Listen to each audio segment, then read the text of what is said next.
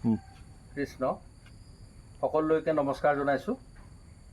আমি এই মধুময় সংগীত বিদ্যালয় উদ্যোগত দিহা নামৰ যি কৰ্মশালা ইয়াত অনুষ্ঠিত কৰিব লৈছোঁ, তাৰিখ আছিলে আপোনাৰ 18 আগষ্ট 2024 তাৰিখ, 8 আগষ্টৰ পৰা 18 আগষ্টলৈ, আৰু লগতে কেইবাগৰাকীও বায়ন, দোহাৰ পৰিচালক আৰু দিহানাম বিচাৰক আৰু সদৌ অসম ভিত্তিত একাধিকবাৰ পুৰস্কাৰপ্ৰাপ্ত দিহানাম শিল্পীৰ দ্বাৰা ইয়াত প্ৰশিক্ষণ প্ৰদান কৰা হ'ব।